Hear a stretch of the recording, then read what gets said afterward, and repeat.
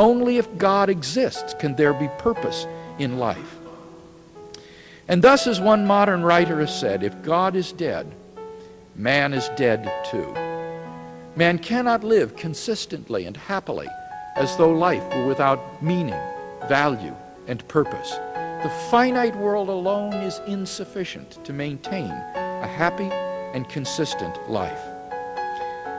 But that throws us on to the third and final alternative. And this is to challenge the worldview of modern man, to maintain that God does exist and that life does have meaning, value, and purpose. This is the position of biblical Christianity.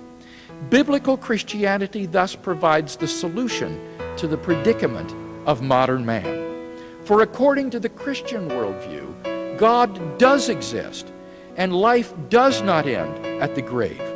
And therefore, biblical Christianity provides the two necessary prerequisites for a happy and consistent life: God and immortality. According to the Christian worldview, life does have meaning because mankind is made in the personal image of God, and our destiny is to know God and enjoy Him and His love forever. Life has value because God's own holy and righteous nature is the absolute standard of right and wrong, good and evil. And that nature is expressed toward us in the form of His divine commandments, which constitute for us our moral duties. And thus the moral choices we make now in this life are filled with an eternal significance. Finally, life has purpose. As the Westminster Catechism says, the end of man is to glorify God and to enjoy Him forever.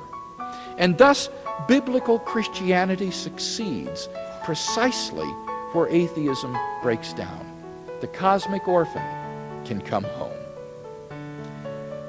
Now, I want to make it clear that none of this tonight proves that biblical Christianity is true. But I think that it does clearly spell out the alternatives before us. If God does not exist, then life is futile.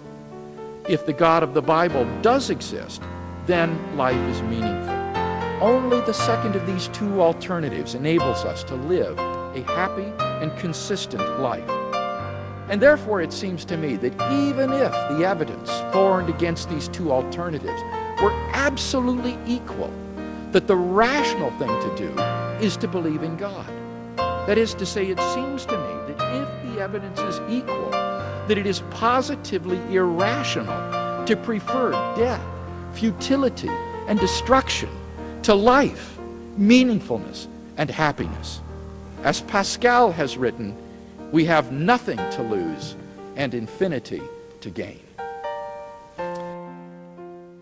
Well, now at this time, we're going to throw it open for your questions and discussion, and Ethan is going to assist us, I think.